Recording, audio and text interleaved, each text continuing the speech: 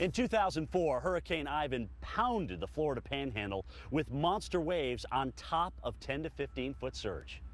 The aftermath was filled with anxiety and frustration. But that's what created the concept for our youngest hurricane hero. After Ivan, thousands were left homeless without water and power. Checkpoints were established where soldiers were handing out ice and water, but there was animosity in the air. I saw people yelling at them, complaining of the long lines and why couldn't they get more so that they didn't have to come back as often, and I didn't like that. So I went home with my friends and made cards for the troops, and when I went back, they all loved it and I just wanted to keep doing it. In the very beginning, it was simple. She was putting out 30, 50 packages a month. I mean, we went from investing maybe 5 to 10 hours at the most a week to where now we're up to 40, 60 hours a week that each one of us is putting in. Getting something at all is a blessing in itself, and just knowing that there are young people here in this country that believe and support our troops is a heartwarming thing to any military service member. With the help of some local schools, Hero Hugs has sent over 65,000 care packages overseas since 2004.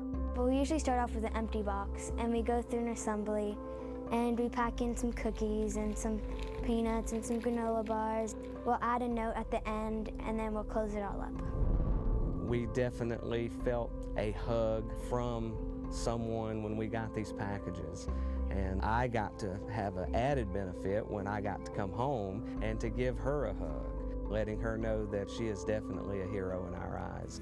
I don't think I'm a hero because of what I do. I'm just doing this for the troops because I want them to know that someone appreciates what they're doing. Bailey often receives letters of gratitude from the troops, and she was even recognized by the Commander-in-Chief. That was pretty cool. I got to go to the White House to have a meeting with him and several other people about how he thought of what the troops are doing.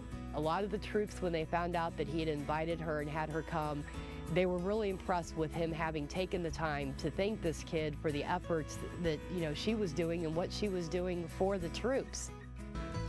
Another thing she did for the troops was create a mascot that she sent to Iraq and Afghanistan. The mascot's name? Hero.